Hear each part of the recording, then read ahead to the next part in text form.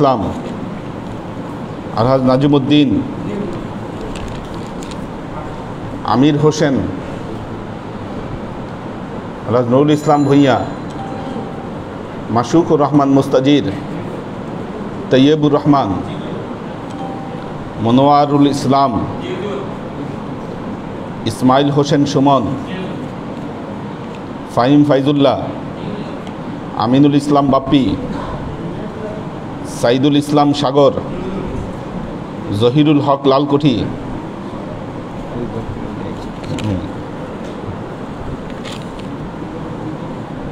আলহাজ আব্দুল সত্তার আমিনুল এহসান তুহিন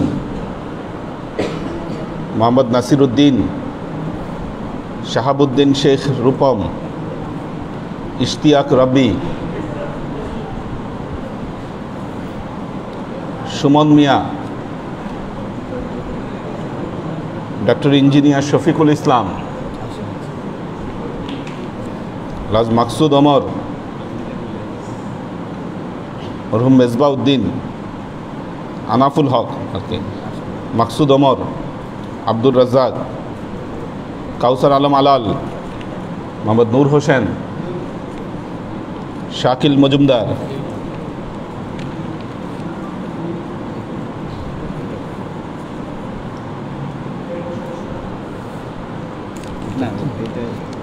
এই নামের থেকে এখন এইটা হবে এই মাসে যদি অন্য কোনো কথা। আচ্ছা সিরিয়াল কখন থেকে আছে?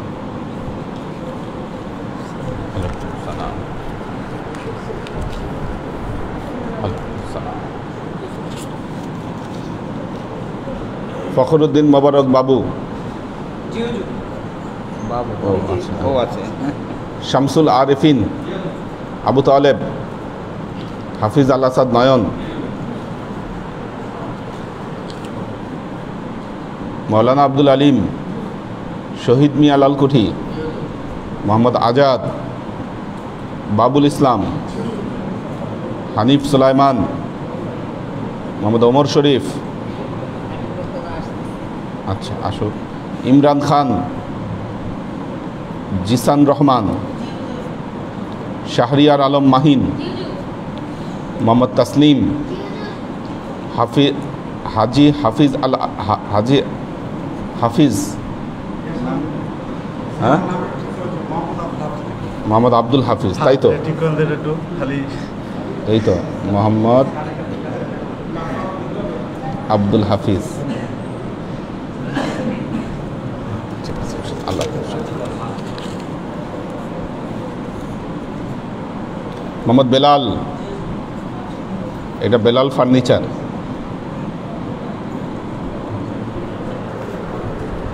একজন হলো বেলাল আচার একজন বেলাল ফার্নিচার লেবু লেবু লেবু বেলাল লেবু হ্যাঁ ওই যে এটা বেলাল লেবু আচ্ছা শামসুল মাহমুদুল হক ফাহিম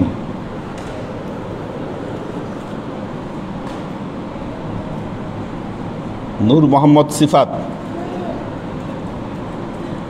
কামাল পাশা শাহজাহান মজুমদার নাকি তাই না এটা কি লেখা তো বোঝা যায় না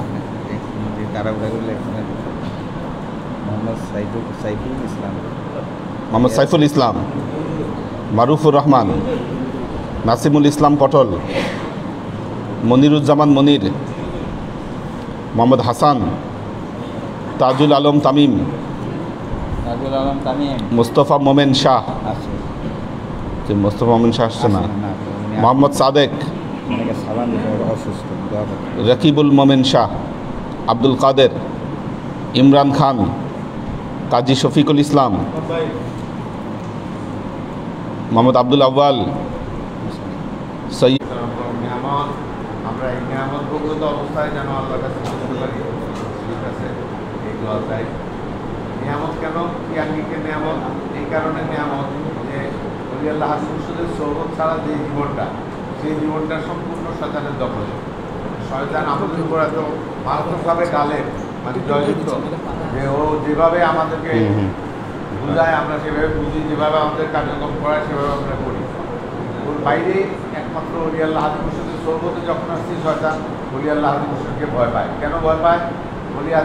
ওলি আল্লাহ হাদি মুর্শিদ কোরআন এবং হাদিসের আয়াতগুলোকে বিশ্লেষণ করে আমাদেরকে শরবতের মতো খাওয়াই দেয়।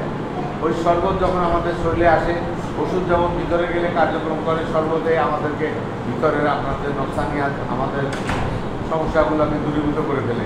তখন শয়তান আবার নতুন উদ্যমে নতুন করে আবার আমাদের ভিতরে লাগে, যার কারণে শয়তান ভয় পায় ওলি আল্লাহ মুর্শিদের কাছে গেলেই এই তো কথাবার্তা শুনবে। আপনার নাম লেখান নাই? আপনার নামটা লেখান আবার করে। একটা নূর, এই যে আমার নাম লেখান সরোয়ার্দী ভাই। এটা সে তখন বুঝে ফেলে। আর ওলি আল্লাহ মুর্শিদের কথা কোথায় আছে? আল্লাহ কোরআন শরীফে বলছেন, যাকে ভাগ্যবান করি তাকে হাদি মুর্শিদ মিলাই দেয়, তারা হাদি মুর্শিদের হেদায়েত পায়। যে শেষের একটা পৃষ্ঠা ছিল, শেষের একটা পৃষ্ঠায় আমি কিছু নাম লিখে রাখছিলাম, ওইটা বাদ গেছে। ওই পৃষ্ঠায় লেখেন না, দেখেন ওখানে কি ওনাদের নাম আছে? সরোয়ার্দী ভাই বা ওনাদের নাম আছে?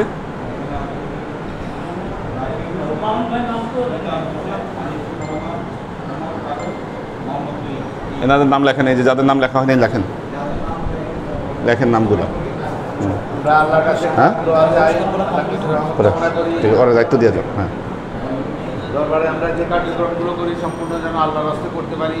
হুজুরের শিক্ষা থেকে আল্লাহর হস্তে কার্যক্রম করতে পারলেই শয়তান আমাদের ভিতরে ঢুকতে পারবে না। কারণ যে কোনো কাজটা আমি চিন্তা করবো যে এটাকে আল্লাহর জন্য করতেছি না আমার নকশানিয়াতের জন্য করতেছি, অটোমেটিক্যালি এই প্রুভ হয়ে যাবে। এবং হুজুর একটা কথা বলছেন যে যখন আপনার ভিতরে এই বুঝটা আসবে যে এই কার্যক্রমটা শয়তানি কার্যক্রম, এই কার্যক্রমটা হুজুরের শিক্ষামতার কার্যক্রম নয়, তখনই আপনি বুঝবেন যে শয়তানের ফেরেবাজি আপনি ধরে ফেলতে পারতেছেন। তখন আপনি যেন তার বিরুদ্ধে লাগতে পারেন। ওলি আল্লাহ হাদি মুর্শিদের কথা চিন্তা করবেন যে হুজুর কী শিক্ষা দিচ্ছে এই মুহূর্তে, এই বিশেষ মুহূর্তে হুজুরের শিক্ষা কী, সেই শিক্ষাটা যদি আমি কাজে লাগাইতে পারি তাহলে ওই বিশেষ মুহূর্তে শয়তানের হাত থেকে আমি বেঁচে গেলাম। এইভাবে প্রত্যেকটা ক্ষেত্রে হুজুরের শিক্ষাটা দীক্ষা আকারে আমি যখন কার্যক্রমে পরিণত করবো তখন আল্লাহ কাজ হয়, আল্লাহর কাছে রহমত আমি পাবো। হুজুর থেকে শিক্ষা নিলাম, সেটা আমার কাছে যখন ইমপ্লিমেন্টেশনের দায়িত্ব আসলো আমি যেন ইমপ্লিমেন্ট করতে পারি, কাজে লাগাইতে পারি, সেই চেষ্টাটা সার্বক্ষণিক থাকতে হবে আমাদের। কারণ হলো আমাদের সামনে বড় একটা গৃহ পড়ে আছে, সেটা হলো কবর। সেই ঘরে আমাকে ঢুকতে হচ্ছে, সেখানে আর কেউ আমার কাছে যাবে না। কবরের কাছে হুজুর পাক সাল্লাল্লাহু আলাইহি ওয়াসাল্লামের শিক্ষা, আমাদের ওলি আল্লাহ হাদি মুর্শিদের শিক্ষা যে মাইয়িতকে কবরে শোয়াবার পর দোয়া দুরূদ পড়ো, কিছুক্ষণ অবস্থান করো, যাতে তার সওয়াল জবাবটা সহজ হয়। এখন টাইম হইতেছে মিনহা খালাকনাকুম ওয়া ফিহা নুঈদুকুম ওয়া মিনহা নুখরিজুকুম তারাতান উখরা। এই দোয়া নাকি পড়া লাগবে না, আমাদের নন্ডই ভাই খবর নিয়ে আসছে।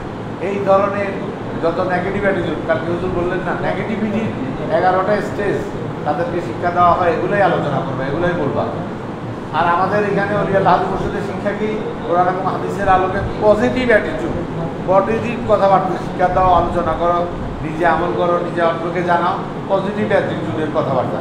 কিন্তু আমরা নেগেটিভ অ্যাটিটিউডের কথাবার্তা, নেগেটিভ দুনিয়াদারি, দুনিয়ার কী পাইলাম কী পেলাম না, কী হারাইলাম, এই দুনিয়ার চিন্তাতে আমাদের অস্থির হয়ে থাকে। একবারও আমরা চিন্তা করি না দুনিয়াটা ছেড়ে আপনি আখেরাতে চলে যাবো কবরের মাধ্যমে। তো হুজুর এই শিক্ষাটাই দেন, আখেরাতের শিক্ষাটা, কবরের শিক্ষাটা, কবরের অবস্থানটা বুঝাইতে চেষ্টা করেন, এবং সেটা দ্বারা যেন আমি ভয় পাই, নিজেকে যেন বিবেক মণ্ডিত করতে পারি, হুজুরের এই শিক্ষাটা যেন আমি কাজে লাগাতে পারি। হুজুর এই চেষ্টাই করেন, আমরা যেন সেই চেষ্টার সাথে নিজেকে সংশ্লিষ্ট করতে পারি। হুজুরের কাছে খাস দেওয়া যায়, আল্লাহর কাছে খাস কামনা করি, ওলি আল্লাহ হাদি মুর্শিদের খেদমত এবং দরবারের খেদমত করতে করতে মুসলমান হিসেবে কবর দিতে পারি। এই দোয়াটা আমি জানি। আলহামদুলিল্লাহ আলহামদুলিল্লাহি নাহমাদুহু ওয়া নাস্তাঈনুহু ওয়া নাস্তাগফিরুহু ওয়া নু'মিনু বিহি ওয়া নাতাওয়াক্কালু আলাইহি ওয়া নাউযু বিল্লাহি মিন শুরুরি আনফুসিনা ওয়া মিন সাইয়্যাতি আ'মালিনা من يهد الله فهو المهتدي ومن يضلل فلن تجد له وليا مرشدا فنشهد أن لا إله إلا الله وحده لا شريك له ونشهد أن سيدنا وسندنا ونبينا محمدا صلى الله عليه وسلم الذي أرسله الله بالحق بشيرا ونذيرا وداعيا إلى الله بإذنه وسراجا منيرا وقال الله تعالى في كلامه المجيد وفرقانه الحميد ما كان محمد أبا أحد من رجالكم ولكن رسول الله وخاتم النبيين وكان الله بكل شيء عليما إن الله وملائكته يصلون على النبي يا أيها الذين آمنوا صلوا عليه وسلموا تسليما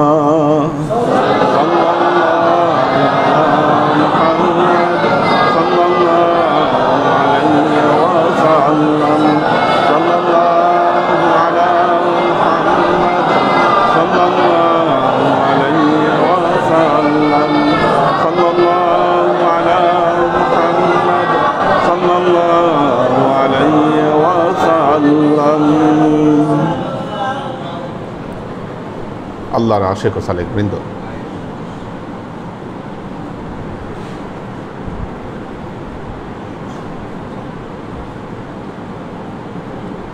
রবিউল আউয়াল মাস আমাদের যাচ্ছে।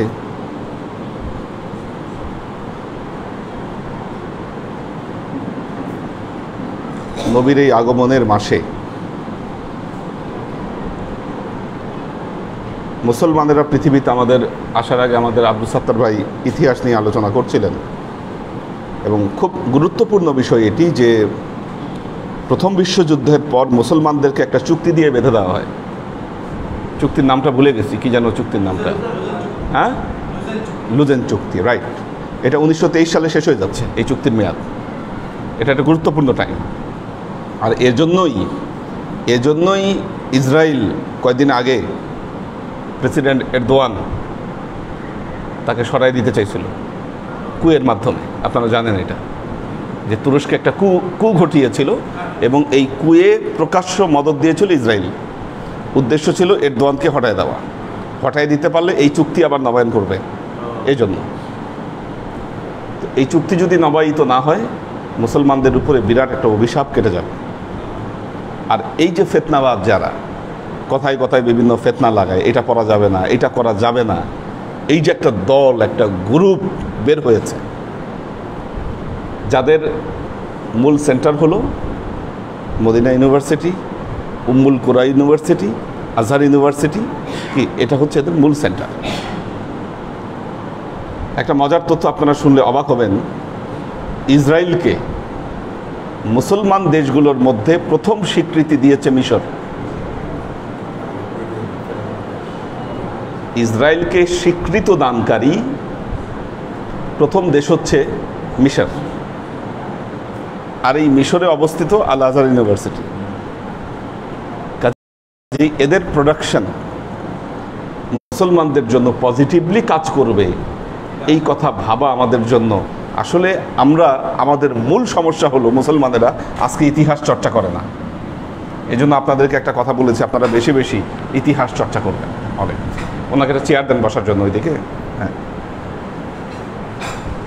তো মুসলমানেরা ইতিহাস চর্চা করেন না। আর এই ইতিহাস চর্চা আপনি লিফট ইউজ করে উঠেন। আচ্ছা, কেন আটকে? ওইটা হয়তো কেউ কোনো কারণে ধরে রাখছে। হয়তো বসেন, চেয়ারে বসেন।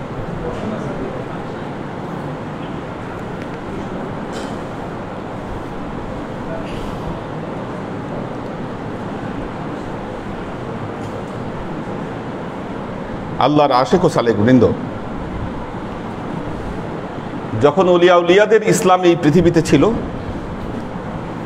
মুসলমানদের আধ্যাত্মিক শক্তি, আধ্যাত্মিক চেতনা মুসলমানদের জাগ্রত ছিল, যে কারণে মুসলমানদের উপরে পৃথিবীর কোনো কওম, কোনো জাতি এদের উপরে সুবিধা করতে পারেনি। আজকে এই মুসলমানদেরকে শেষ করে দেওয়ার জন্য নতুন নতুন মতবাদ ইসলামের মধ্যে প্রবর্তন করা হয়েছে, আর এই সমস্ত মতবাদের মাধ্যমে আমাদেরকে ধোঁকা দেওয়া হচ্ছে।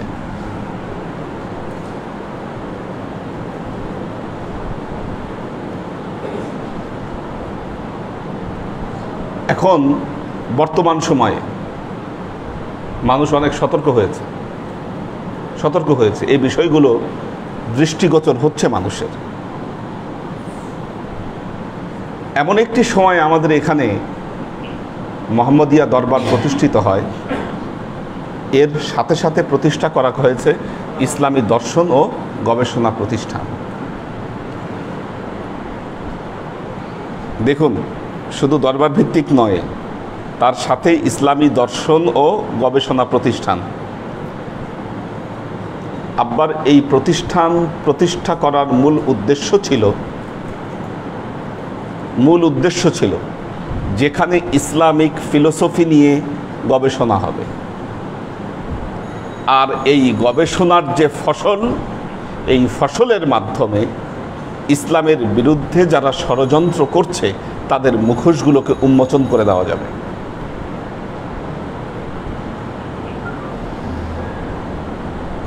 এটা যদি করতে হয়, আপনাদের সবাইকে একটু স্টাডি করতে হবে, কারণ আগে আপনার নিজের ভেতরে বিশ্বাস, ইতমিনান দৃঢ় করতে হবে। এজন্য প্রত্যেক মুসলমানের উচিত অন্তত পক্ষে ইসলামিক হিস্ট্রিটা ভালো মতো পড়া। আপনি যে তাদেরকে ডায়ালগে আহ্বান করবেন যে তোমরা এই জিনিসগুলো করছো, ওইটা করবে না। এদের হাতে অর্থ আছে, মিডিয়া আছে, এবং এগুলো জায়গায় এরা খুব সরব। মিডিয়াগুলো দখল করেছে, কারণ আপনারা জানেন যে সমস্ত মিডিয়া আগে থেকেই ইহুদিদের হাতে এরা এগুলো দখল করে রাখছে। সারা পৃথিবীতে এদেরকে প্যাট্রোনাইজ করছে এরা।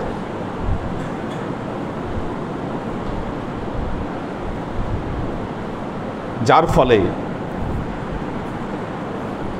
ফলে আমরা হক আর বাতিলের মধ্যে পার্থক্য বুঝতে পারছি না। আজকে সৌদি আরবের শাসক গোষ্ঠী যা করছে, এটা কি ইসলাম? বলেন, অন্তর কি বলে? আপনার অন্তরকে প্রশ্ন করেন। তাহলে কথায় কথায় আপনি এদের উদাহরণ দেন কেন? হ্যাঁ, যারা দেখবেন যে এই রেফারেন্সগুলো বেশি দেয়, প্রথমত হচ্ছে তাদের কোরআন হাদিস সম্পর্কে ন্যূনতম কোনো জ্ঞান নাই। আপনি যদি জিজ্ঞাসা করেন, ভাই তুমি এই মতবাদ কই পাইলা? ওই অমক হুজুর বলছে, অমক হুজুর বলছে। কারণ এরা এখন সরব, খুব মানুষের কাছে সহজলভ্য, সহজেই মানুষ এদের বক্তব্যগুলো পাচ্ছে, ভরা। ঠিক আছে? এবং আপনি যদি ভিউ দেখেন, এদের যে ভিউ, তাদের কাছে অন্যান্য আলেমদের যে ভিউ, এটা দাঁড়ানোরই সক্ষমতা নাই। কারণ ফেসবুকে ভিউ কিন্তু বাড়ানো যায়, বুস্ট করলে এটা পৌঁছাবে বেশি মানুষের কাছে। সেই কাজ করতেছে না। তো আল্লাহর আশিক ও সালেক বৃন্দ, একটা কথা মনে রাখবেন, ষড়যন্ত্র যাই করুক, ইসলামের বিজয় হবেই। একে দমিয়ে রাখা যাবে না। যুগে যুগে মুসলমানেরা যখন নবীর আসল পথকে তারা ছেড়ে দিয়েছে, ক্ষমতার লোভ, ক্ষমতার দ্বন্দ্ব, পাওয়ার, এগুলোর মোহে যখন মোহাবিষ্ট হয়ে পড়েছে মুসলমানেরা, তখনই তাদের উপরে আঘাতগুলো এসেছে, তখনই আসছে আঘাতগুলো। এই মোহ যখন ত্যাগ করতে পারবে মুসলমানেরা, আবারও তারা উঠে দাঁড়াবে সারা পৃথিবীতে।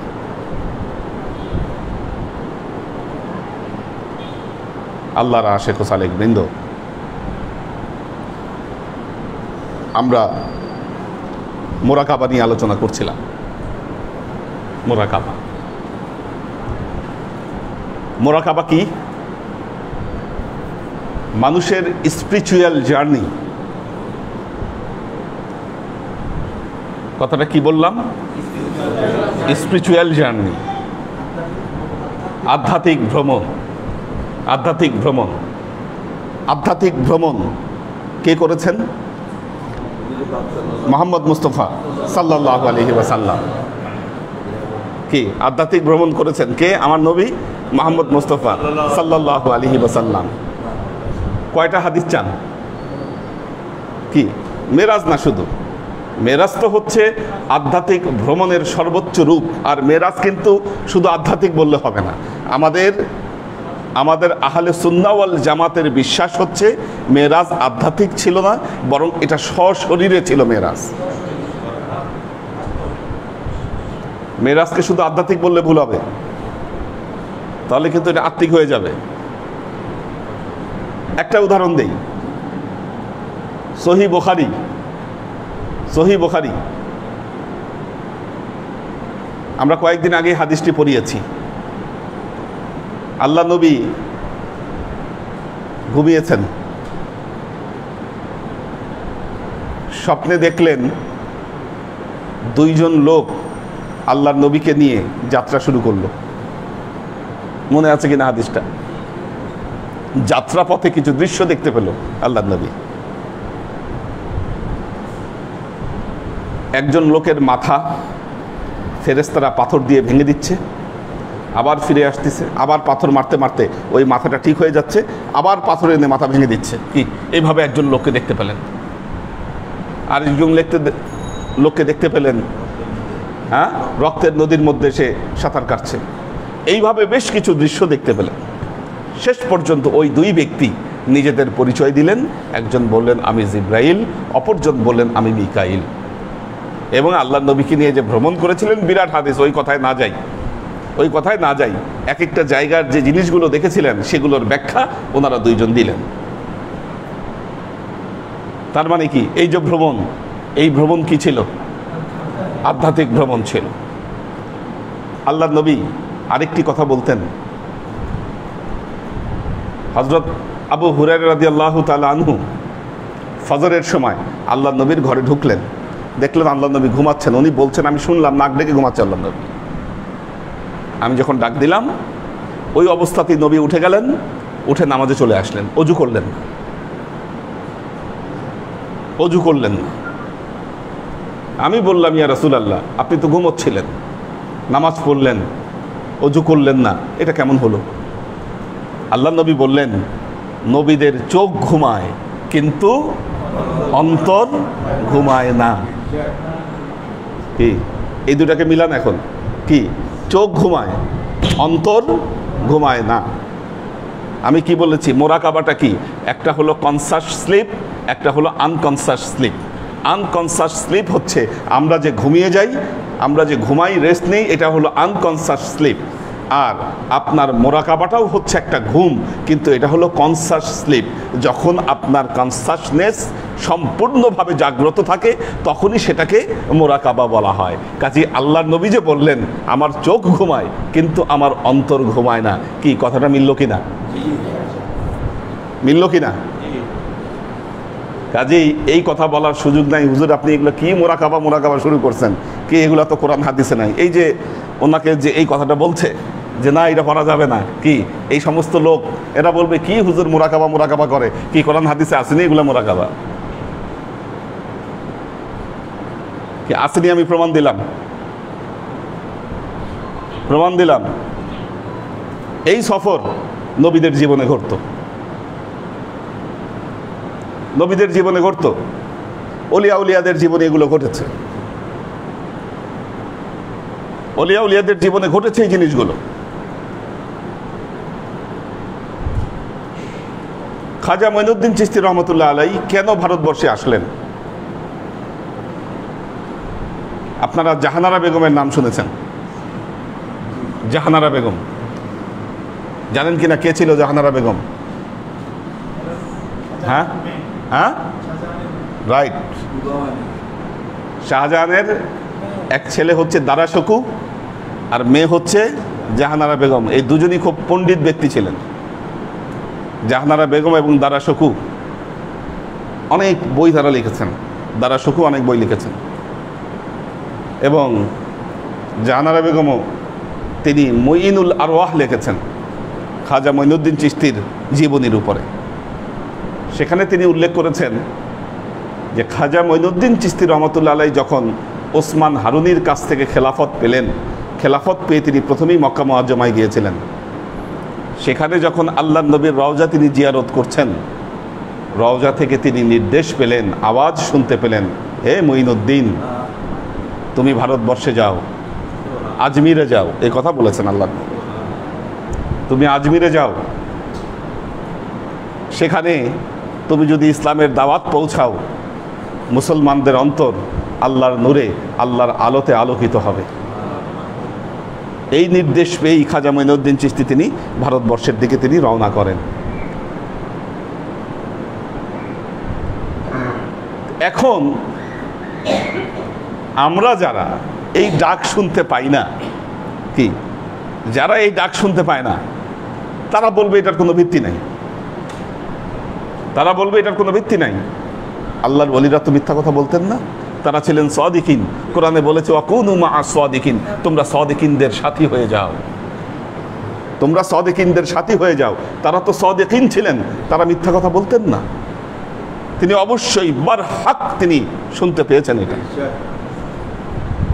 তার ইতমিনান এমন পর্যায়ে ছিল, ওখান থেকে তিনি রওনা দিয়েছেন, এবং এটা ঐতিহাসিকভাবে স্বীকৃত হয়েছে। জাহানারা বেগমের লেখা এই যে মঈনুল আরওয়াহ, এটা একটা বড় ঐতিহাসিক বই, একটা ঐতিহাসিকভাবে এটা স্বীকৃতি পেয়েছে, কারণ ওনার যে জ্ঞান, ওনার যে পজিশন ছিল জাহানারা বেগম।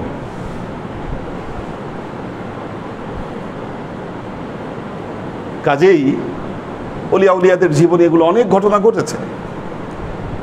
তবে হ্যাঁ, তাদের যে রিয়াজত, তাদের যে সাধনা, এই রিয়াজত সাধনার সাথে আমাদের রিয়াজত সাধনার অনেক গ্যাপ হয়ে দাঁড়িয়েছে, গ্যাপ হয়ে দাঁড়িয়েছে। এবং গ্যাপ হয়ে দাঁড়িয়েছে বলেই আমরা ওই রকম যে ফলাফল যেটা পাওয়ার, সেটা আমরা পাচ্ছি না,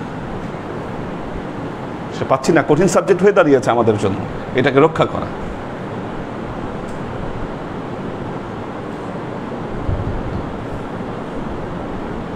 কারণ রিয়াজতে ভালো ফলাফল পাওয়ার শর্ত হচ্ছে কম খাইতে হবে, মিডিয়াম খাইতে হবে।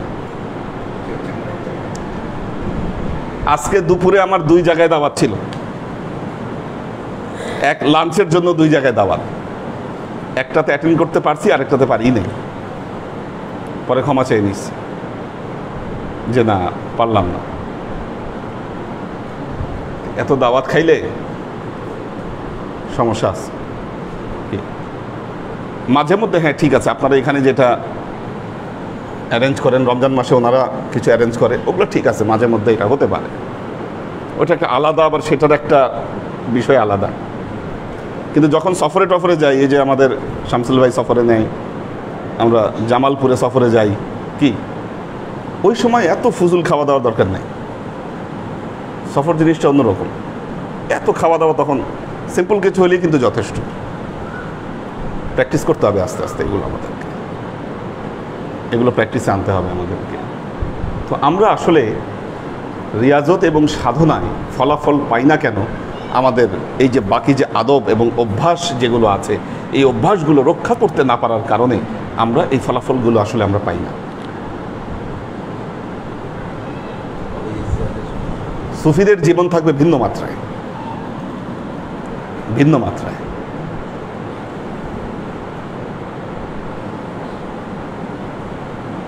আল্লাহর আশেক ও সালেক বৃন্দ, এই যে সুফি শব্দ, এটা নিয়েও অনেকের অ্যালার্জি আছে।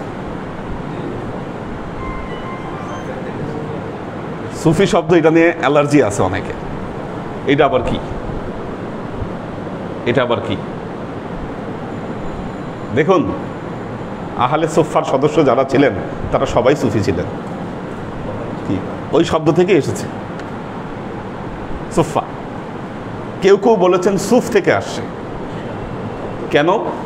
কারণ পার্সিয়ান সুফি যারা ছিলেন তারা পশমি পোশাক পরতেন, খসখসে পোশাক পরতেন। কেন? দুনিয়ার আরাম যেন ত্যাগ করতে পারেন, সেজন্য, আরাম ত্যাগ করার জন্য পড়তেন তারা। এই সাধনা, এই রিয়াজত তারা করতেন। আল্লাহর আশিক ও সালেহ বৃন্দ, সেজন্য আপনাদেরকে এখন যে জিনিসগুলো পড়াচ্ছি এটা হলো আদাবে মোরাকাবা, মোরাকাবার আদব। এটা মোরাকাবার আদব। কয়টা পড়িয়েছি মোরাকাবার আদব, মনে আছে কিনা? 2টা পড়াইছিলাম, রাইট। কার মনে আছে? 2টা আদব পড়িয়েছিলাম, কারো মনে আছে কিনা? হ্যাঁ,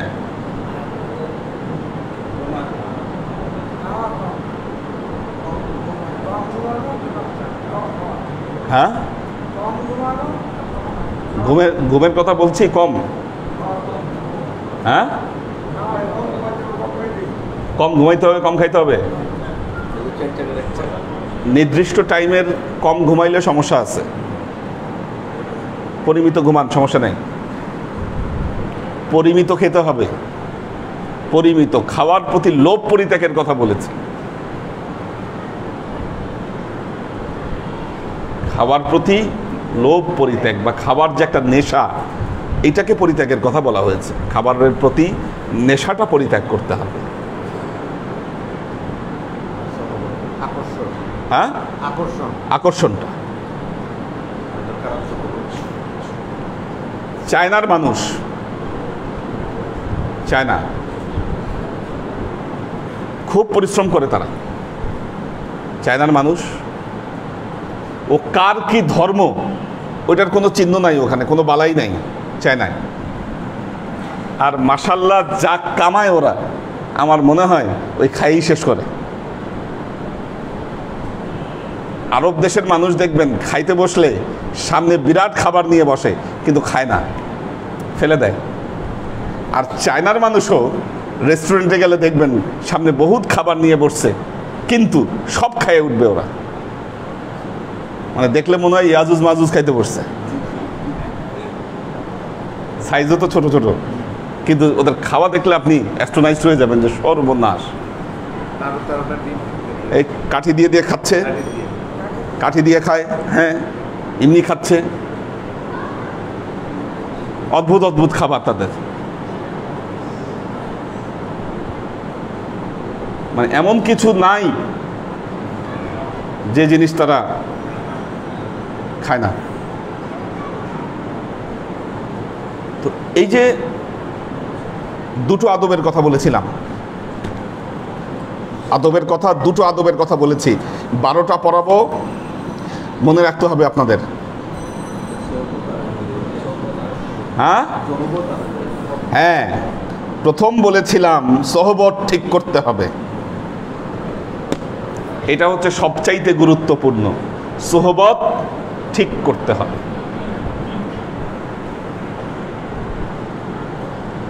আমাদের এক আত্মীয় পরিচিত, ভালো ব্যবসা করে, নামাজ টামাজ পড়ে। কয়েকদিন পর একজন বাউলের সাথে তার সখ্যতা হলো, নাম করা একজন বাউল। নাম বলি টুনটুন বাউল, তো খুব ফেমাস চেহারা, ফেমাস মুখ তার। এমন পাগল হইল তারে নিয়ে এসে বাসায় রেখে দেয়, বাসায় রাখে, রেস্টুরেন্টে খাইতে যায়, এমন জায়গায় যেখানে যায় তারা নিয়ে যায়। মানে তার দিন রাত এর পিছিয়ে ব্যয় করে দিছে। এর মধ্যে নামাজও ছাড়ছে,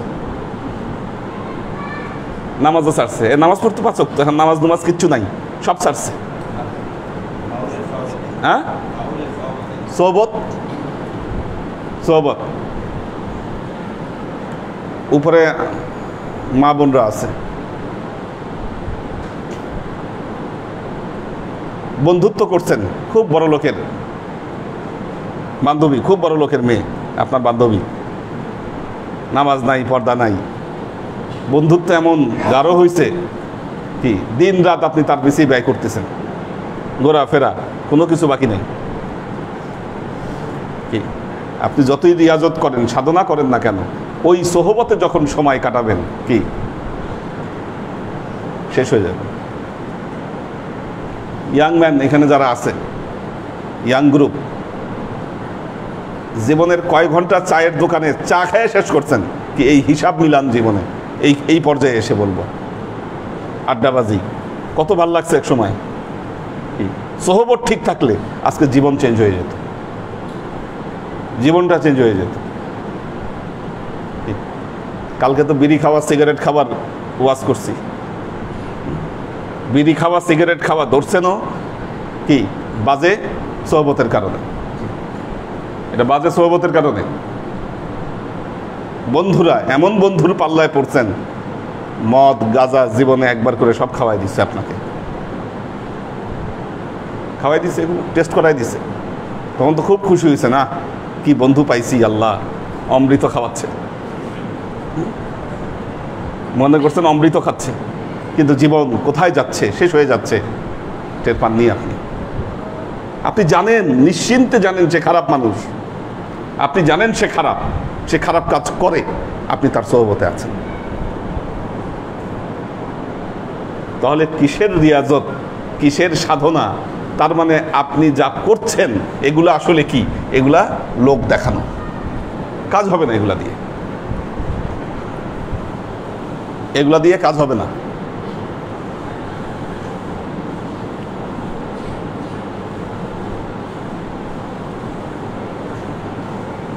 আখতারুজ্জামান ভাই ব্যবসায়ী,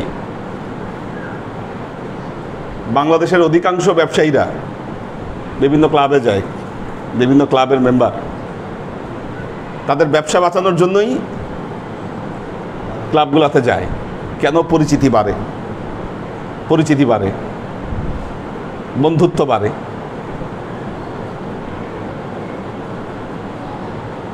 আমাদের ঢাকা বিশ্ববিদ্যালয়েও ক্লাব আছে, শিক্ষকরা ওই ক্লাবের মেম্বার। আমার সেখানে যাওয়া খুব রেয়ার, খুবই রেয়ার। গেলে কি হতো, অন্যান্য শিক্ষকদের সাথে বন্ধুত্ব বাড়ত, রিলেশন বাড়ত। বাড়লে কি হতো, বিশ্ববিদ্যালয়ের বিভিন্ন প্রশাসনিক জায়গায় প্রভাব বিস্তার করতে পারতাম। লাভ কি? শূন্য। সন্ধ্যার পর আমার মাথায় থাকে কখন এখানে আসবো, গুরুত্বপূর্ণ কোনো কাজ না থাকলে চলে আসি। সোহবত ঠিক করতে হবে। সপ্তাহে 3 দিন ক্লাস করেন আপনি দরবারে, কয় ঘন্টা ক্লাস করেন? বড় জোর 1 ঘন্টা। বাকি সময় কই থাকেন? কাদেরকে নিয়ে ঘুরেন আপনি? কাদের সোহবতে আপনি আছেন? আপনার সবচাইতে বজম ফ্রেন্ড যেটাকে বলে, কি সবচেয়ে ঘনিষ্ঠ বন্ধু কে? সে, তার অবস্থা কি? প্রশ্ন করেন এগুলো নিজেকে। আর তাদের সোহবতে থাকলে আপনার পরিণতি কি হবে সেটা নিয়ে আপনি ভাবেন।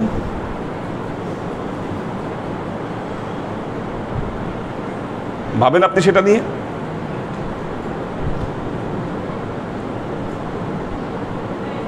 আল্লাহর আশেক ও সালেক বৃন্দ, সোহবত ঠিক না করলে, এখন কেউ আছে কোনো সোহবতই নাই,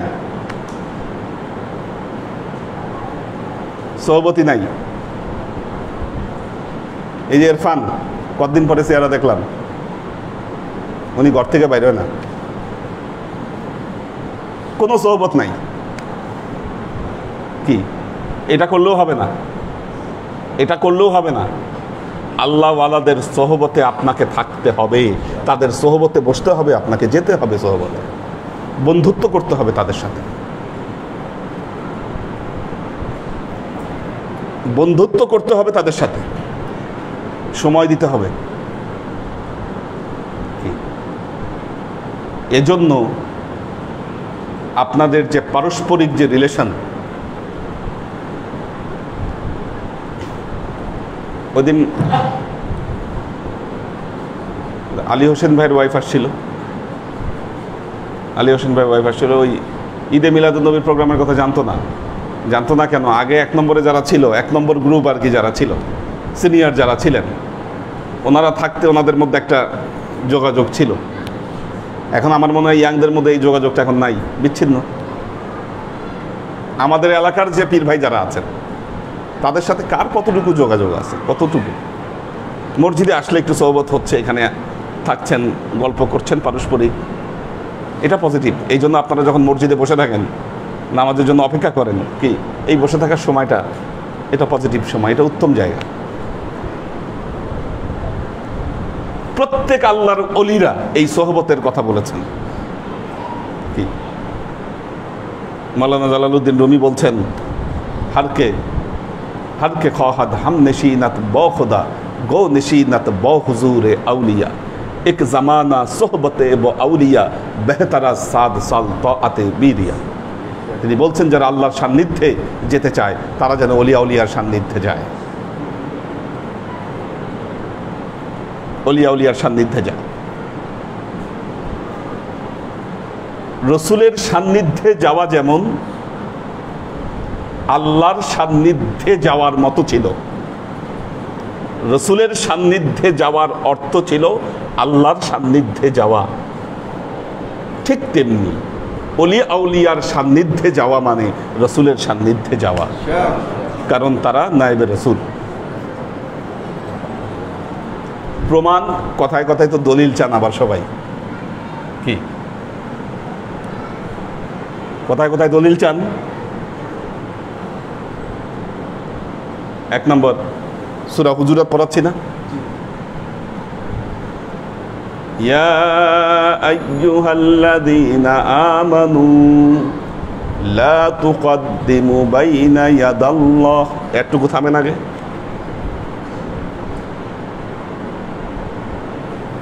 ইয়া আইয়ুহাল্লাযীনা আমানু, হে ঈমানদারেরা, লা তুকদ্দিমু, তোমরা আগে বাড়িও না, বাইনা ইয়াদাল্লাহ, কি বাইনা ইয়াদুল্লাহ, আল্লাহর আগে বাইরো না। কি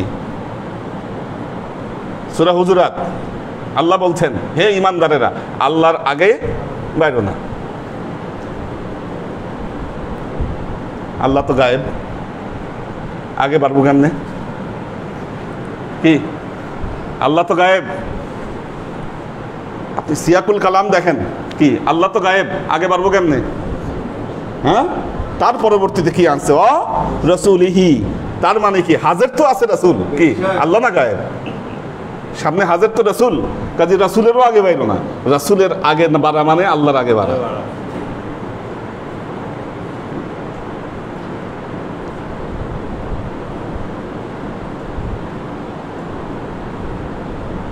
যখন আল্লাহ নবী হিজরতে যাচ্ছেন, কি আল্লাহ নবী হিজরতে যাচ্ছেন,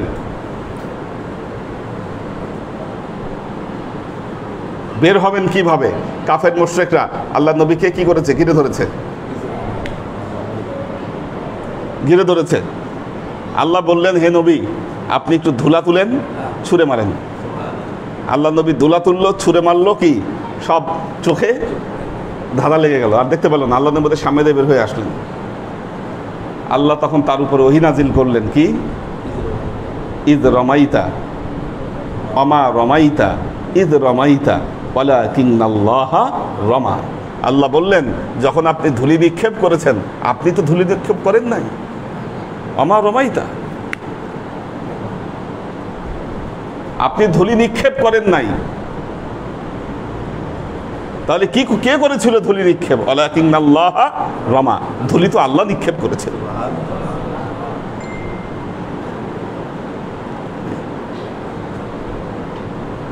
কাজী আল্লাহর আশিক ও সালেক বৃন্দ, মাওলানা রুমি বলছেন অলিয়া উলিয়ার সোহবতে যাওয়া মানে আল্লাহর সোহবতে যাওয়া, এবং এক মুহূর্ত আল্লাহর ওয়ালিদের সোহবতে থাকা মানে শত সহস্র বছর নিরহংকার ইবাদতের চাইতে সেটা উত্তম। 7 সাল তাআতে বিরিয়া।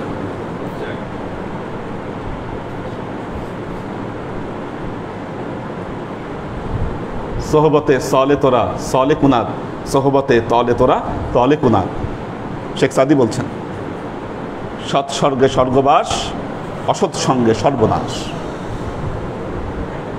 শেখ সাদির কথা। তাহলে অসৎ সঙ্গ কেন ত্যাগ করছেন না আপনি?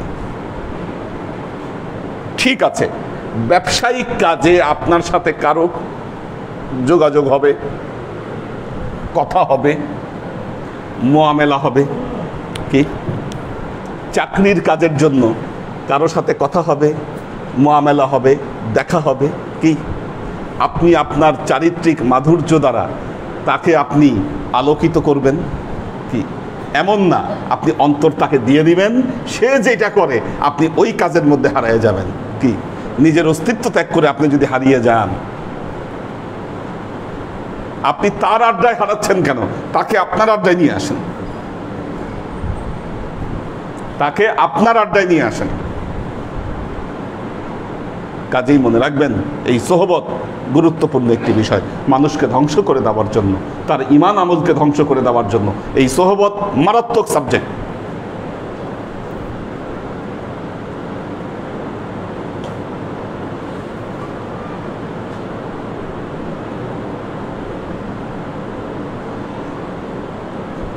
আল্লাহর আশেক ও সালেক বৃন্দ,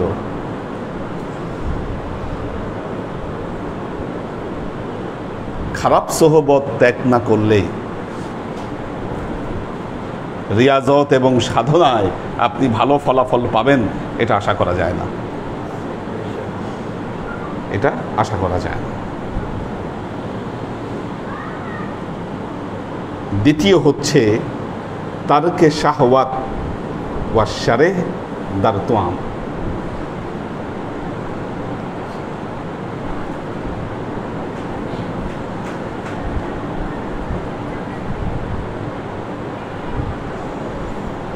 বিষয় হচ্ছে মানুষের খাওয়া দাওয়ার জন্য কিছু বয়স থাকে।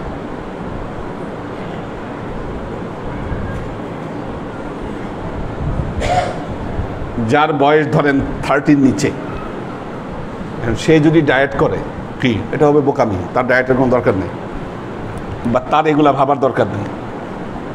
আপনি যতই খান না কেন শরীর বার্ন করে ফেলবে। বয়স 40 পার হয়েছে, সতর্ক হতে হবে আপনাকে। এখন আপনি আর সব খেতে পারবেন না, নফসকে দমন করতে হবে। কি ইয়াংদেরকে বলছি, ইয়াংদের জন্য না এই মাসালা, বয়স আছে, আর আধ্যাত্মিকতায় পরিপূর্ণতার জন্য একটা লেভেল লাগে। ইয়াংদের জন্য এটা না, আপনারা যত পারেন খান, সমস্যা নাই, ইয়াং যারা আছে। কিন্তু যাদের বয়স হয়েছে অবশ্যই এটাকে কন্ট্রোলে আনতে হবে। কন্ট্রোলে না আনলে ইহকাল এবং পরকাল কি উভয় জগতের জন্য এটা ক্ষতিকর। লোভটা কমাইতে হবে খাবারের প্রতি, প্যাশন কমাইতে হবে। প্যাশন কমাইতে বলছে খাবারের প্রতি। খেতে মানা করেন তার মানে কি খাওয়া দাওয়া বাদ দিয়ে তো আপনি অসুস্থ হয়ে যাবেন? অসুস্থ হওয়া যাবে না।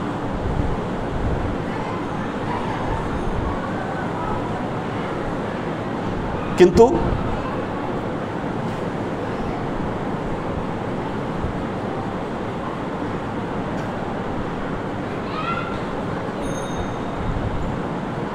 কয়েকবারই দেখেছি আমাদের যখন স্টুডেন্টরা স্টাডি ট্যুরে যায়,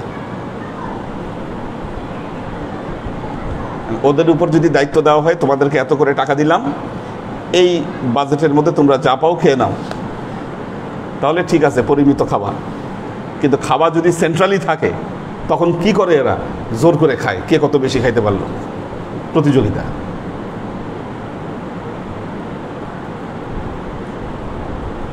বিয়ে বাড়িতে দাওয়াত দিছে, গিফট নিয়ে গেছেন, এটাও আমাদের একটা অপকালচার। এগুলো আস্তে আস্তে এগুলো উঠে যাবে আশা করি, মানুষ যখন সতর্ক হবে। ওয়ালিমা দিয়েছে, যারা ওয়ালিমা দিয়েছে তারাও আশা করে যে গেস্ট আসবে, একটু দাওয়াত, একটু গিফট নিয়ে আসবে। আমরা যারা অনুষ্ঠান করছি তারাও আমরা আশা করি যে না, একটু গিফট আসুক।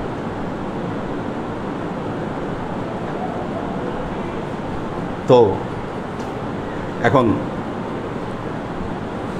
যিনি দাওয়াত খেতে গেছেন উনি গিফট নিয়ে গেছেন। আমাদের অনেকের মধ্যে দেখছি এই কালচার, এই জন্য বলছি। গিফট কিনতে টাকা লাগছে, এই জন্য বাসার সবাই নিয়ে গেছেন, আর যাওয়ার আগে এই নির্দেশনা দিয়েছেন খায়া টাকা উসুল করতে হবে, খায়া টাকা উসুল করতে হবে। যেখানে 2 পিস গোশ আপনি খায় সহ্য করতে পারবেন না, 10 পিস খায় আসেন, আপনি জোর করে খাইছেন। অসুস্থ না হয়ে তো কোনো উপায় নাই, আপনার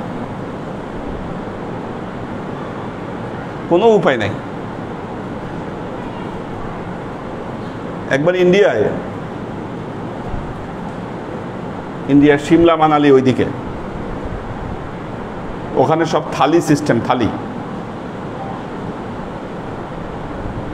অর্ডার করলাম পাঞ্জাবি থালি, বেশ। ইন্ডিয়া তো 100% গেলে ওখানে আমি 100% ভেজিটেবল ছাড়া অন্য কিছু খাই না। এত খাবার নিয়ে আসলো এক থালির মধ্যে, অবাক হয়ে গেলাম। এত খাবার এক থালিতে, প্রচুর খাবার। ভেতরে এটা কাজ করলো, নষ্ট করবো খাবার? টাকা দিয়ে কিনছি খাবার, এখন তো বিদেশে কাউরে দেওয়ারও উপায় নাই। কি দেশে থাকলে না তবরক বানাইলে অন্য কেউ খায়, এখন তো এটা কেউ খাবে না, আমি জোর করেই খাইলাম। তারপর দিন থেকেই অসুস্থ, ধরে পড়ছে পেটে। পরে চিন্তা করলাম যে না, এই মশালা আসলে সব জায়গায় কাজে লাগানো উচিত না, পরিমিত অবস্থার বেশি অবশ্যই খাওয়া ঠিক না। বিদেশে কি অসুস্থ হয়ে পড়ে, এটা বিপদ, তো মহাবিপদ। এই যে খাওয়া দাওয়ার যে অবস্থা,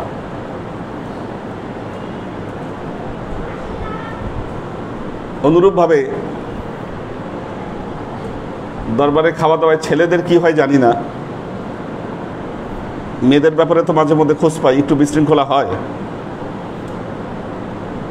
কাকে বেশি দিল কম দিল এগুলো নিয়ে অনেক সন্তোষ অসন্তোষ বহুত কিছু।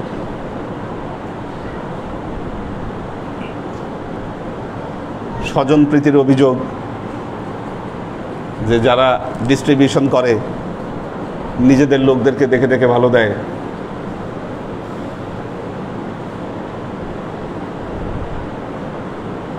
এই যে আপনার ভেতরে এই দৃষ্টিভঙ্গিটা গড়ে উঠেছে, যিনি করছেন স্বজন প্রীতি, হয়তো তিনি করছেন। কেউ যদি স্বজন প্রীতি করেন, এর দায় তাকেই নিতে হবে। কি এর দায় তাকেই নিতে হবে। আপনার জায়গা থেকে আপনি আপনার নফসকে কন্ট্রোল করুন। কি আপনার দায়িত্ব হবে এটা, আপনি আপনার নফস কন্ট্রোল করুন। যিনি স্বজন প্রীতি করলেন তিনি উত্তম বিচারক নন, উত্তম বিচার করলে তিনি এটি করতেন না। কিন্তু সেটার জন্য আপনি অন্তরে অনেক কষ্ট পেয়েছেন, আর কষ্ট পর্যন্ত আপনি সহ্য করতে পারেন নাই, আপনি ক্ষোভ প্রকাশ করে বসছেন।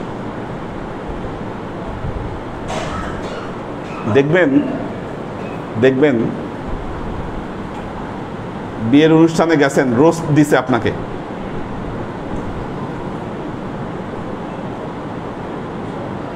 বা ডিম দিছে। একটা ডিমের চেয়ে আরেকটা ডিম কতটুকু ছোট বড় হতে পারে বলেন? কিছু লোক আছে এই ডিম দেখেও সে প্লেট পরিমাপ করে, যে না এইটা না, এই প্লেটের চেয়ে ওই প্লেটের ডিমটা ভালো, কি কাজে ওইটা দাও আমাকে। কি একটা ডিমের চেয়ে আরেকটা ডিম কতটুকু ছোট বড় হবে, আর টেস্টের কতটুকু বা পার্থক্য হবে বলেন? কিন্তু আপনি কি করতেছেন, ডিমও আপনার পছন্দ হচ্ছে না। তার মানে কি? মানে আপনার ভেতরটা কঠিন অবস্থায় আছে। রোস্ট দিয়েছে, দেওয়ার আগে বলছে কি রোস্ট দিলি, চেঞ্জ কর। হ্যাঁ, চিনা খাবে না রান খাবে, ঠিক আছে। আর ছোট না বড়, এই বড় দেখে একটা নিয়ে আয়, ভালো দেখে নিয়ে আয়।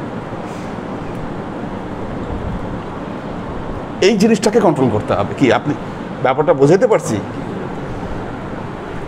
তার মানে এই নয় যে খাবার খাবেন না আপনি, বিষয়টা তা নয়, নিয়ামত আল্লাহ, আপনি অবশ্যই টেস্ট করবেন, অবশ্যই খাবেন নিয়ামত আল্লাহ যা দিয়েছে।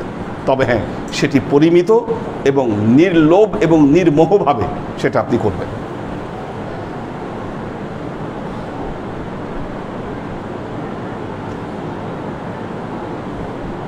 মোহটা মারাত্মক ব্যাপার। আর মনে রাখবেন, আল্লাহ এগুলো দিয়ে তার বান্দাদেরকে, সালেকদেরকে পরীক্ষা করেন। কি এইটা পরীক্ষার ক্ষেত্র। এখানে যে আসছেন দরবারে আসছেন, আপনাদের এই সব কিছু পরীক্ষার ক্ষেত্র। কেউ কেউ আছেন অভিমান করে, রাগ করে খানি না, দরবারে আসাই বাদ দিস। কেউ আসা বাদ দিছে, কেউ খাওয়া বাদ দিছে, না খামই না, খাই না দরবারে। কেন? এই সমস্যা হয়। এটা তো আপনার নফসের পরীক্ষা, নফসের পরীক্ষা। যতই ওয়াজ করি না কেন, দরবার থেকে খাবার নেবেন না, তারপরেও তো খাবার নেওয়া হয়। যারা নিচ্ছেন তারা তাদের মোহকে পরিত্যাগ করতে পারছেন না,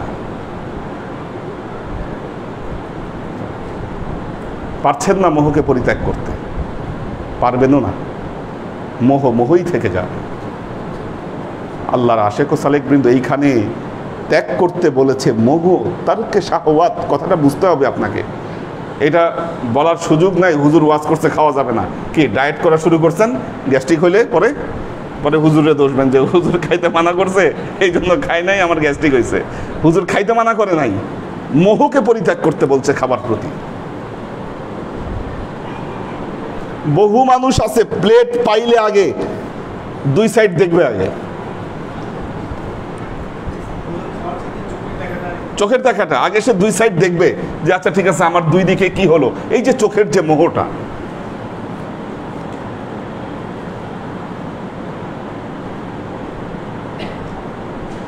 মোহটাকে পরিত্যাগ করতে হবে। দেখবেন মোহ যত পরিত্যাগ করবেন, আল্লাহ আপনাকে অফুরন্ত নিয়ামত দিবেন।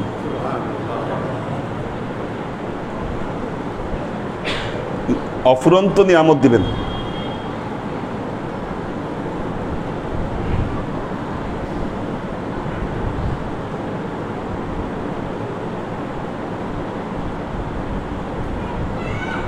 আল্লাহ যেমন বলেছেন ওয়া ইয়ারযুকুহু লা ইয়াহতাসিব, এমন রিজিক আল্লাহ তাকে দিবে এটা সে কল্পনাও করতে পারে। বাস্তব কথা, বাস্তব কথা।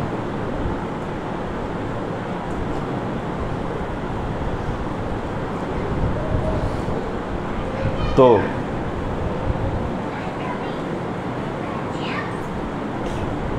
আজকে দুপুরে আমার প্রোগ্রাম ছিল রূপগঞ্জ।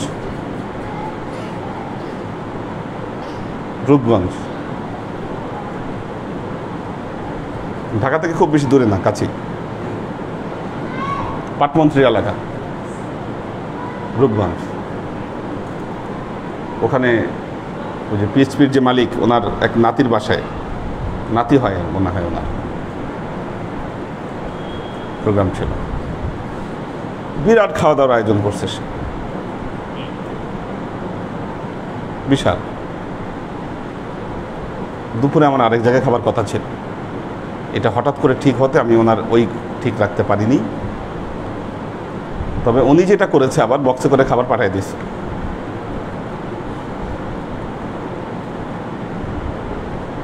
এখন ওনাকেও বলতে হবে, উনি তো জিজ্ঞাসা করবে খাইছে কিনা, ওখান থেকে একটু নিয়ে টেস্ট করতে হয়েছে। আক্তার ভাই আবার সন্ধ্যার পরে গেল উপরে, অনেক খাবার দাবার নিয়ে গেল। রিজিক কোত্থেকে আসে দেখেন, আল্লাহ দিচ্ছে রিজিক।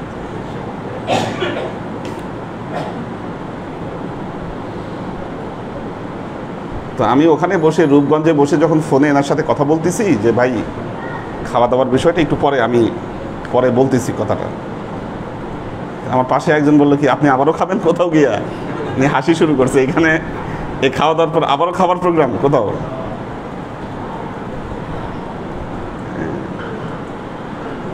তো আল্লাহর আশেক ও সালেক বৃন্দ, মোহ পরিত্যাগ করতে হবে। খাইতে মানা করা হয়নি, পরিমিত খেতে হবে পরিমিত। আর এই যে নফস যেটা, এটাকে পরিত্যাগ করতে হবে। আমাদের এই অভ্যাসগুলো আমাদের ব্যক্তিত্বকে যেমন নষ্ট করে দেয়, স্বভাবকে নষ্ট করে দেয়। বাইরের একটা মানুষ যদি এসে দেখে যে এই দরবারের আল্লাহর সালেক যারা, কি এরা আধ্যাত্মিক সাধক, এনারা খাবার জন্য খাবার নিয়ে এই কাম করে, কি মেয়েদেরটা লাইনে এনে দিব, মেয়েরা লাইনে চলে আসবে আশা করি। আসলে এদের সিস্টেমটা অ্যাপ্লাই করা হচ্ছে না দেখে সমস্যা হচ্ছে কিছু।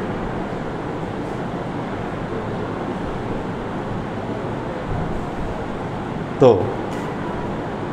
আল্লাহর আশেক ও সালেক বৃন্দ, প্রথম দুইটা কি বললাম?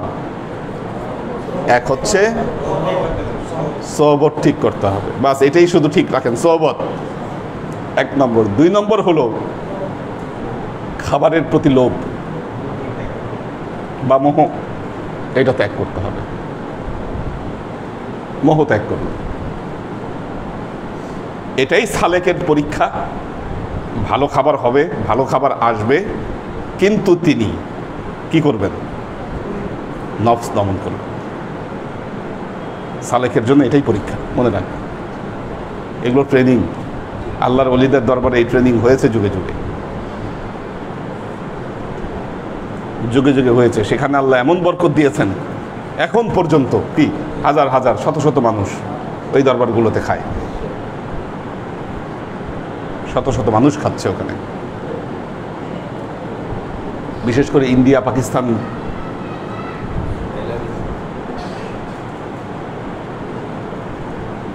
আল্লাহর ওলিদের বড় একটা ইয়াই ছিল এই জিনিস। সেখানে অফুরন্ত খাওয়া দাওয়া হতো। যেহেতু আপনারা মনে রাখতে পারেন নাই, সেহেতু এই দুইটাই থাকলো। আবার মাথার মধ্যে রাখতে হবে, একজন আদর্শ সাধককে এই জিনিসগুলো মাথার মধ্যে রাখতে হবে। আমরা বাংলায় একটা কথা বলি, সোসা। কি সোসা বলি? সোসা, সোসা মানে কি?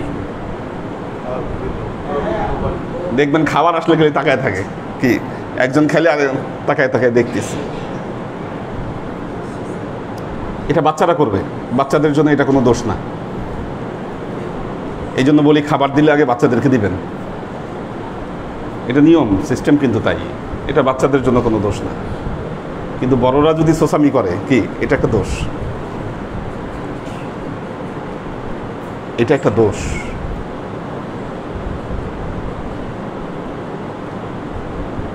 কাজী আল্লাহর আশেক ও সালেক বৃন্দ, দেখেন একটা জিনিস, প্রথমে দেখবেন,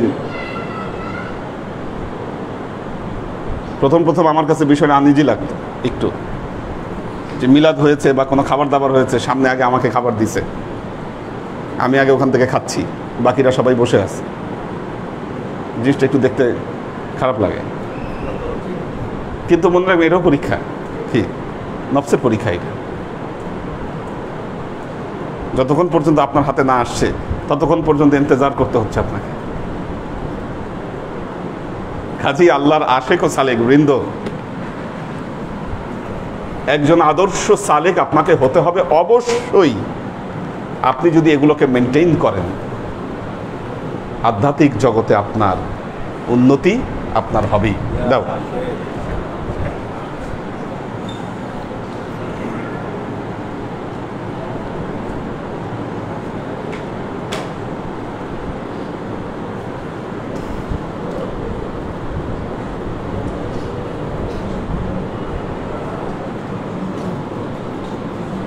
নাজিমুদ্দিন ভাইয়ের ফ্যামিলি আছেন, মোহাম্মদ আলাউদ্দিন মিয়া, আরিফা শেখ, লুনা তাবাসসুম লুবনা, ওমর শরীফ, মোহাম্মদ শাফায়েতুল্লাহ, আমরিন শরীফ, নাসিমুল ইসলাম পটল, ফাহিম আয়মান, ওয়াসিফ আহমেদ জনি, আখতার সুরাইয়া,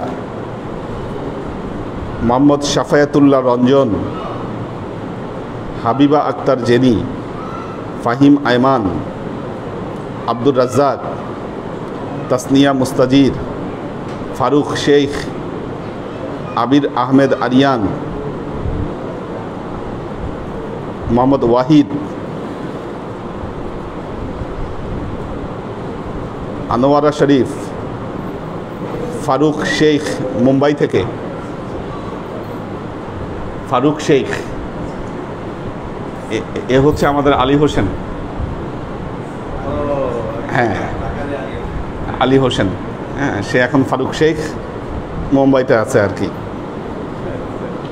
আমাদের হাসিব ভাই আছেন,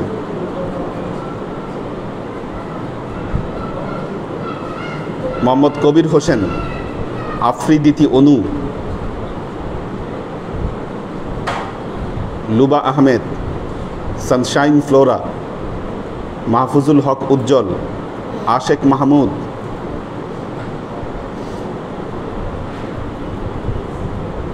এইচ.কে কনক, আবির আহমেদ কলকাতা থেকে আছেন, দুলাল আহমেদ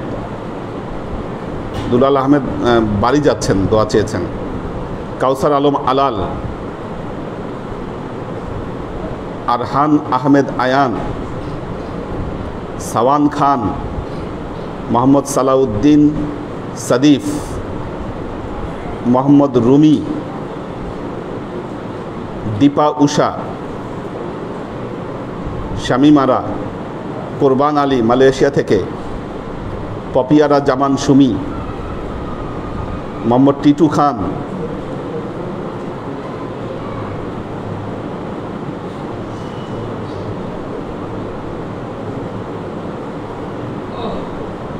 আলাউদ্দিন মিয়া একটি বলেছেন, হুজুর তামাকের জন্মস্থান সম্বন্ধে দয়া করে যদি একটু বলতেন।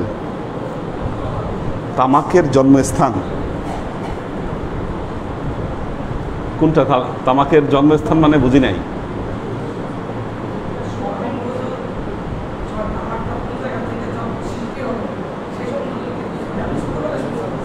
আচ্ছা, না এই বিষয়টা আমার জানা নাই আসলে। তামাকের জন্মস্থানের কোনো তথ্য আমার জানা নাই। হ্যাঁ, অনেক গল্প হয়তো এখানে প্রচলিত থাকতে পারে। হ্যাঁ, তো যেমন আমি বলি অনেক কিছু প্রচলিত থাকে।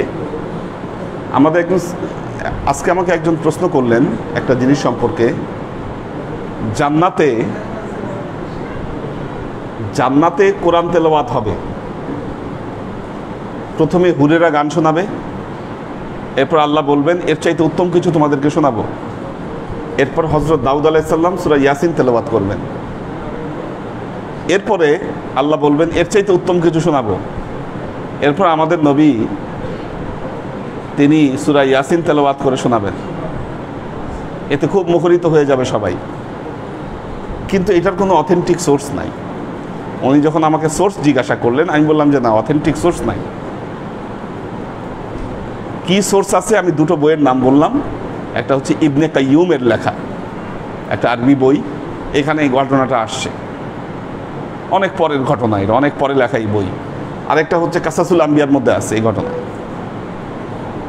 কিন্তু এছাড়া এটার আর কোনো রেফারেন্স বা কোনো সোর্স নাই। কাজেই কথাকে আমরা কতটুকু অথেন্টিক বলতে পারি এটা নিয়ে একটু সন্দেহ থেকে যায়। কিন্তু এই কথাটা শুনলে যেমন বললেন সুবহানাল্লাহ, কি ভালো লাগে শুনলে। এগুলো মাহফিলে চলে, মাহফিলের ওয়াজ ঠিক আছে। তো আমার বিষয়টা জানা নাই যে তামাক, বাংলাদেশে তামাক তো চাষ শুরু হয়েছে আমাদের ওই এলাকা থেকে শুরু। তামাকের চাষ শুরু, এবং আফগানিস্তান, পাকিস্তান এগুলার বর্ডার অঞ্চলে পপি চাষ করে এরা। পপি চাষ, যেটাতে আফিম বানায়। হ্যাঁ, আফিম বানায় এটা দিয়ে। এগুলো সবই হারাম, এগুলো কোনোটাই বৈধ নয়। তা আমার জানা নাই এই বিষয়টা, ঠিক আছে? আমি জানলে আমি আপনাকে জানাবো।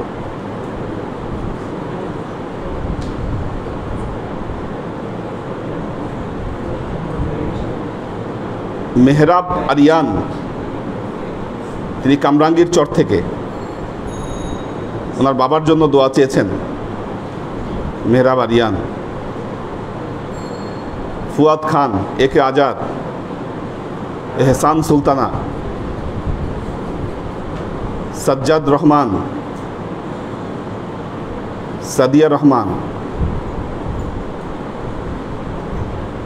আব্দুল হোসেন পারভেজ, কোরবান আলী। কোরবান আলী একটি প্রশ্ন করেছেন মালয়েশিয়া থেকে, হুজুর মাগরিবের 3 রাকাত ফরজ নামাজের 2 রাকাতের পর সালাম ফিরিয়ে ফেললে করণীয় কি? সেজদা দিবেন। ভুলে সালাম ফিরিয়েছেন, উঠে আপনি আরেক রাকাত পড়ে নেবেন এবং শেষে সেজদা দিয়ে নেবেন। 2টা সেজদা দিয়ে নেবেন, শেষ, নামাজ সহি হয়ে যাবে, কোনো সমস্যা নেই। আল্লাহ সবাইকে ভালো রাখুন, সুস্থ রাখুন।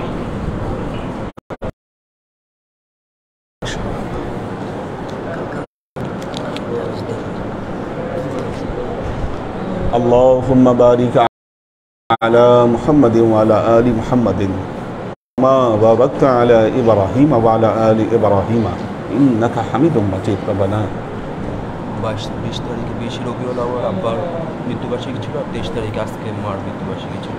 আল্লাহ পরে করবো, আজকে ঠিক আছে। ওনার আব্বা আম্মার জন্য দোয়া চেয়েছেন, ঠিক আছে, সবাই দোয়া করবেন। হ্যাঁ, ঠিক আছে,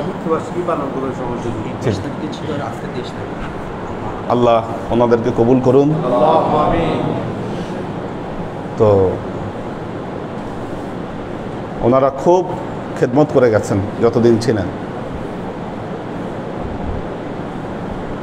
ওনার আব্বা এবং আম্মা দুইজনই অনেক কিছু, হ্যাঁ, অনেক খেদমত করছেন ওনারা, এবং খুব ভক্তির কোনো কমতি ছিল না ওনাদের। এত দূর থেকে নিয়মিত ক্লাসে আসতেন, স্বামী স্ত্রী দুজনই আসতেন।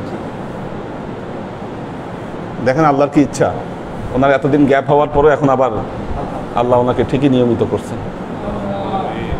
এটা আল্লাহর ইচ্ছা।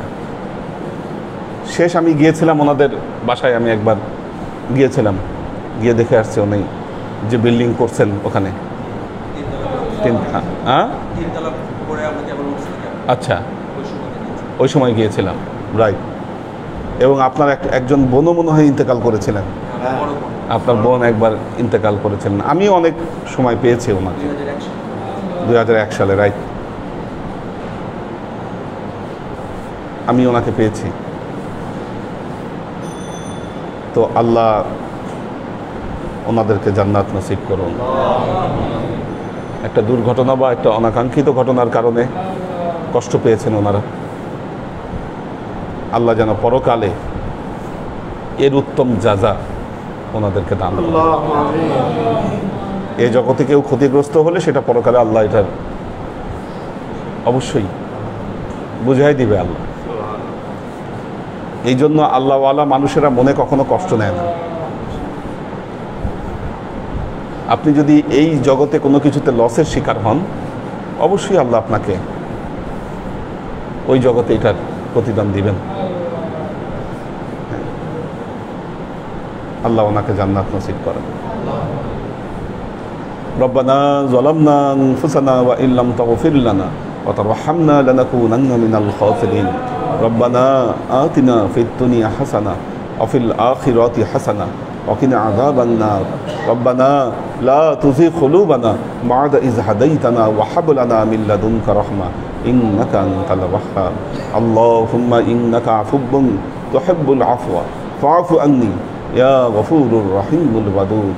اللهم نور قلوبنا بنور الإيمان ونور قلوبنا بنور الإسلام ونور قلوبنا بنور الإحسان وزين أخلاقنا بنور محمد صلى الله عليه وسلم.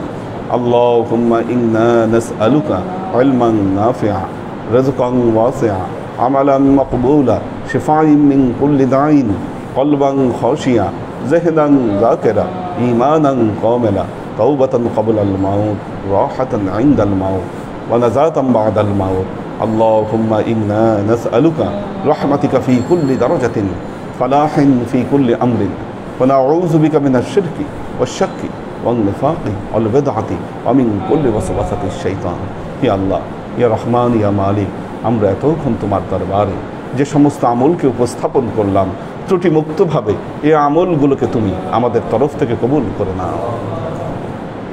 তুমি আমলের যাজা আমাদের প্রিয় নবী হযরত মুহাম্মদ মুস্তাফা সাল্লাল্লাহু আলাইহি ওয়াসাল্লামের কাছে পৌঁছে আল্লাহ আমাদের নবীর পরিবারবর্গের কাছে তুমি এর যাজাকে পৌঁছে দাও। এই দুনিয়ার সমস্ত আম্বিয়াই কেরাম, সাহাবাই কেরাম, তাবাঈন, তাবাঈন, ওয়ালি আউলিয়া, গাউস, কুতুব, আমাদের মা বাবা, ভাই বোন, আত্মীয় স্বজন, এই দরবার থেকে যত পীর ভাই বোন চলে গেছে সবার রুহে আল্লাহ তুমি এর যাজাকে পৌঁছে দাও। তুমি তোমার হাবিবের উসিলায় আমাদের সবাইকে কবুল ক্ষমা করে দাও। আমাদের জীবন থেকে সমস্ত অভাব, অভিযোগ, বালা, মুসিবত, দুঃখ, কষ্ট, রোগ শোককে দূরীভূত করে দিয়ে দৃঢ় হস্তে তোমার দ্বীনের খেদমতের তৌফিক তুমি আমাদেরকে দান করো। আজীবন যেন তোমার হেদায়েতের পথে প্রতিষ্ঠিত থাকতে পারি সে তৌফিক তুমি আমাদেরকে দান করো।